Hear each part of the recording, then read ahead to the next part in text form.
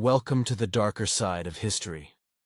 You step barefoot onto the cold, uneven stones of a forgotten courtyard, damp with the lingering mist of early dawn. The air is thick with the metallic tang of blood and the sour stench of sweat and fear. Somewhere in the distance, a raven cries out, its sharp call slicing through the heavy silence like a blade. You might flinch at what you're about to witness. That's the point. If this kind of raw historical storytelling moves you, go ahead. And like the video and subscribe. No fluff, just facts and fear. Wherever you are, especially if you're alone, I want you to share where you're watching from. Now, brace yourself. Let's walk into the shadows. You are standing in 15th century Wallachia, a land cradled between the Carpathian Mountains and the dark waters of the Danube. A place where the line between power and survival is razor thin. Here, political chaos simmers like a pot on the brink of boiling over. The Ottoman Empire presses from the south, hungry for land and tribute. To the north, Hungary eyes the region with wary suspicion. Within this crucible of tension rises a figure whose name will echo through centuries. Vlad Tepes, known to many as Vlad the Impaler. You don't just hear the stories of his cruelty. They saturate the air like a thick fog. Born in 1431, Vlad grows up shadowed by the imprisonment of his family and the relentless threats of war. His youth is a brutal training ground. You can almost feel the rough bark of the forests he hides in, the cold bite of winter nights spent, plotting revenge, the heavy weight of a destiny steeped in blood. Historians still debate the exact nature of Vlad's early years. How much was shaped by personal vengeance, and how much by the brutal politics of his time? Was he a merciless tyrant from birth, or a product of a savage era that demanded cruelty for survival? You inhale deeply. The faint scent of burning wood drifts to you, reminders of villages scorched in his name. There's a fringe tale whispered, among the villagers of the region, passed down in hushed tones. They say Vlad was so consumed by rage that he would sharpen his nails into claws before battle, tearing through enemies not just with weapons, but with raw ferocity. Whether this is legend or reality is lost in the mists of time. But it adds a layer of mythos to a man already larger than life. You move deeper into his story, and the court intrigues that define it. Vlad's father, Vlad Dracul, gains his name from the Order of the Dragon, a knightly society sworn to defend Christendom against the Ottoman threat. Yet, his son's path diverges into darkness.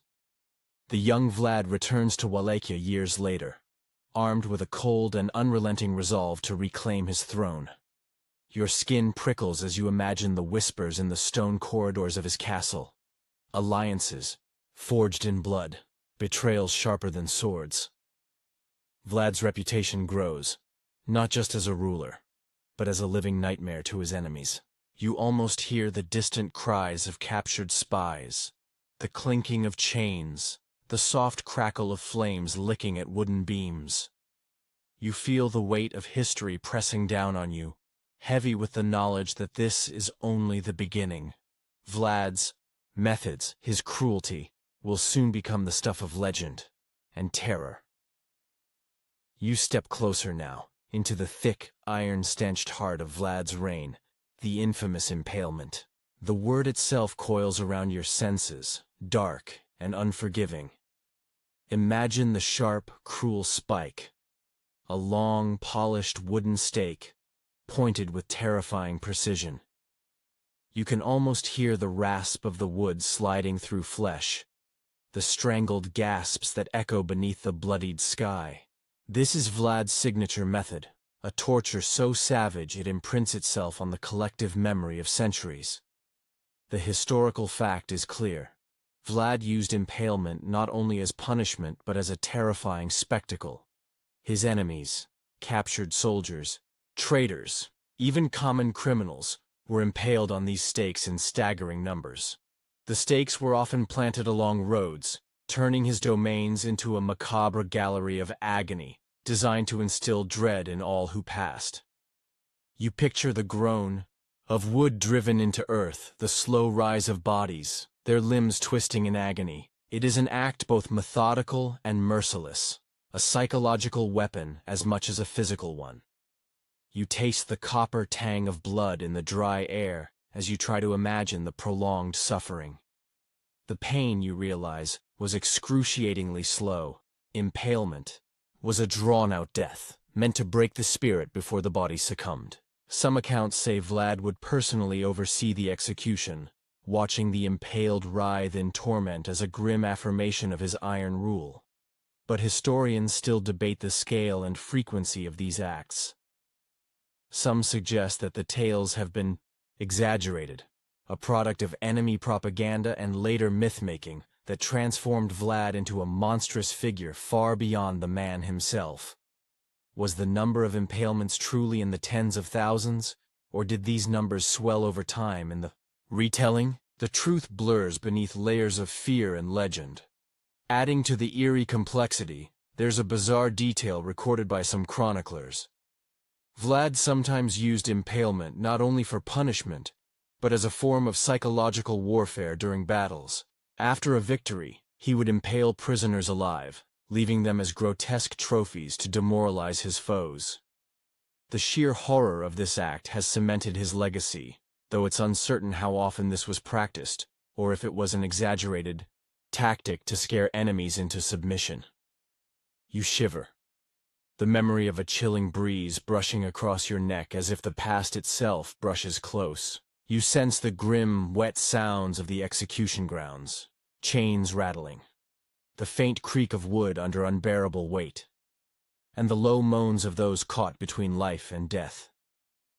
This is not a story of swift justice, but of calculated cruelty, designed to haunt. There is also an unsettling detail that scholars sometimes gloss over. Vlad's impalements were not merely about punishment, but about control. The placement of the stakes was strategic, along trade routes, near town squares, in visible places where the living had no choice but to witness the consequences of defiance. The impaled bodies became warnings etched into the land itself. You feel a heavy silence descend, broken only by the imagined drip of blood onto dry dirt. The line between history and horror blurs. This is where Vlad's reign becomes a terrifying legend, where fact and nightmare meld. You walk through the charred remnants of a village scorched by Vlad's wrath, the acrid smoke still curling into the oppressive sky. Around you, the faint crackle of dying embers and the sharp tang of burnt wood cling to the air like a sinister promise. This is not merely a landscape of destruction. It's a carefully crafted theater of fear, a psychological war waged not just with weapons but with terror itself. You become a witness to the chilling atmosphere Vlad created, where brutality was more than punishment. It was a message carved into flesh and memory. You hear whispers of the forest of the impaled, an infamous sight where thousands were said to hang from wooden stakes like grotesque fruit from a twisted tree. The reality is grim, but historians still argue whether this was a single location or a phrase used to describe multiple execution sites scattered across Wallachia. The psychological impact, however, was indisputable. Villagers spoke of the silence that fell upon the land, broken only by the creak of wood and the faint, agonized groans that seemed to echo endlessly. Vlad's reign was punctuated by mass executions, public displays designed to instill absolute obedience. You can almost feel the crunch of gravel beneath your feet as you enter the central square, where hundreds were gathered, forced to watch their neighbors meet grisly fates. The air is thick with the scent of fear, sweat, and the faint metallic aroma of blood.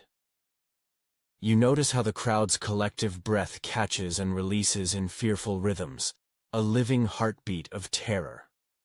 A bizarre, lesser-known tactic Vlad employed was to force entire communities to witness executions, sometimes holding the victims' families captive nearby to magnify the psychological torture.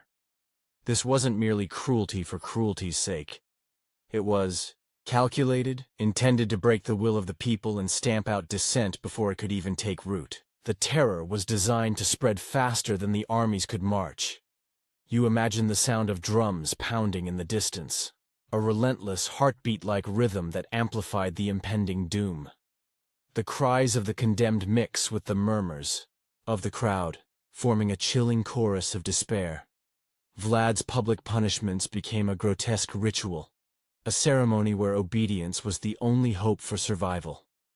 The boundary between Vlad's historical record and the monstrous legend blurs here. Was he truly the merciless tyrant of folklore, or a ruler forced into savagery by the brutal politics of his time? Some scholars suggest his actions, while horrific, were not uniquely cruel for that brutal era. Others argue that his psychological warfare tactics were unprecedented in their scale and intentionality, marking him as a uniquely terrifying figure.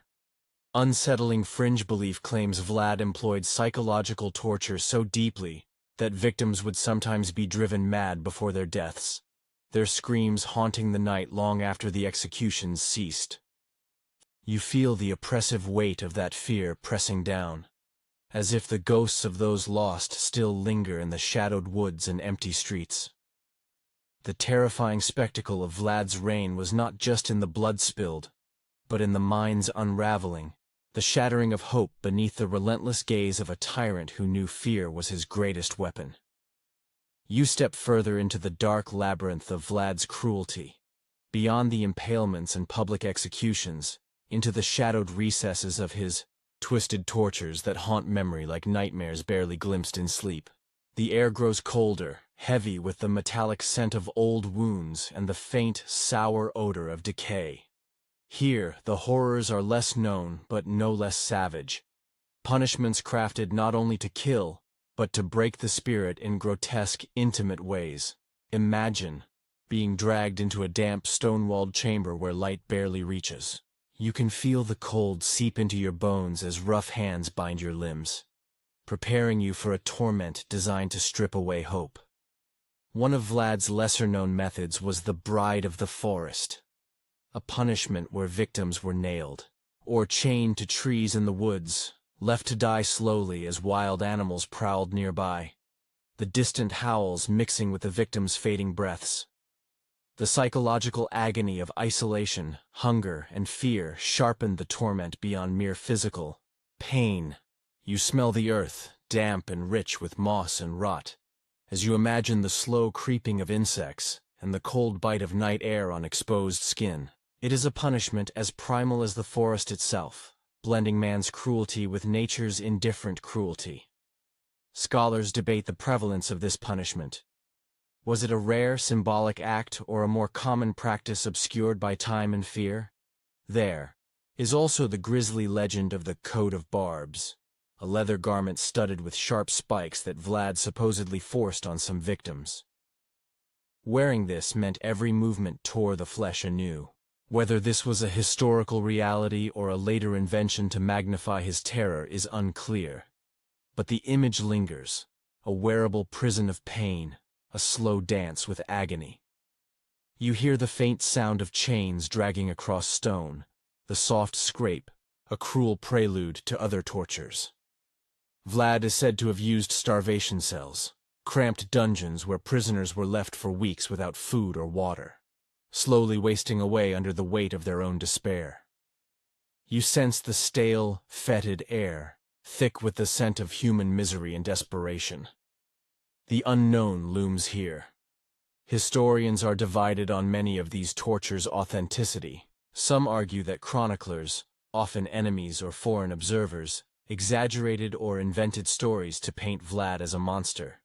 Others believe the horrors are rooted in truth, artifacts of a man driven by both vengeance and a ruthless political will to maintain order. This murky uncertainty only deepens the psychological horror. Was Vlad a monster, a tyrant, or a product of the brutal world he inherited?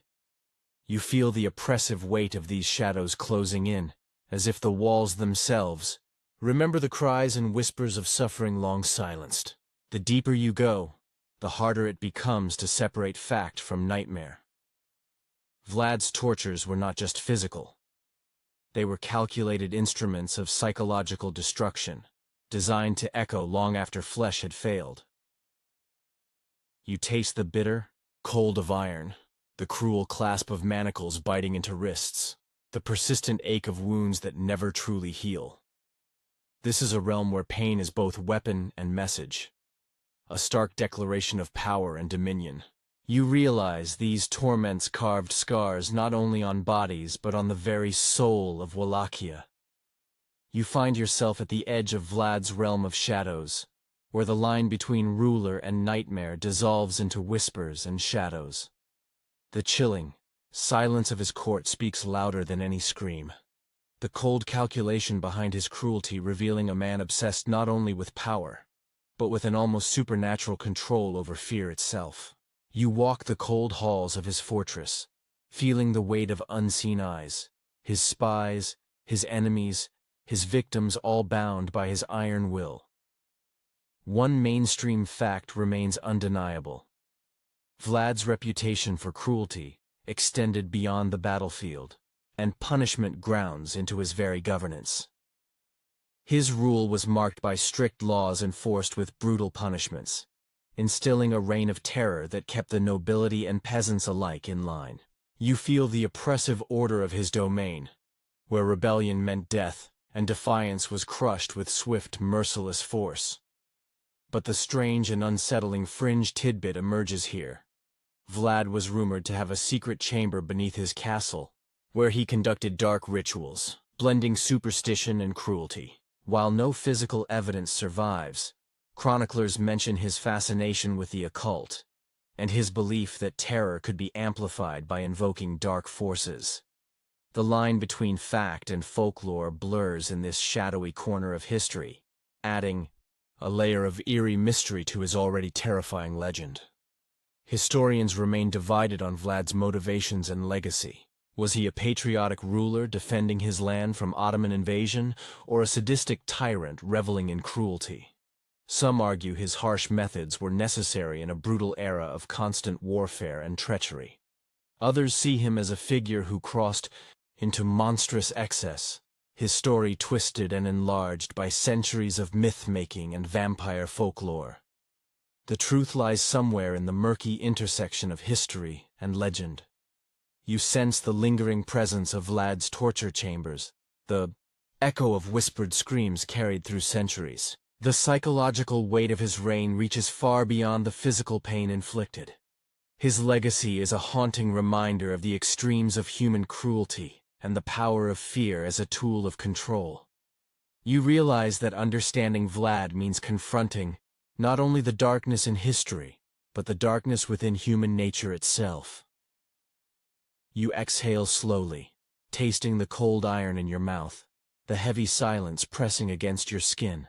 The shadows of his reign stretch long, a grim reminder that power wielded without mercy becomes a terrifying force that lingers long after the man is gone. You feel the weight of that legacy settle on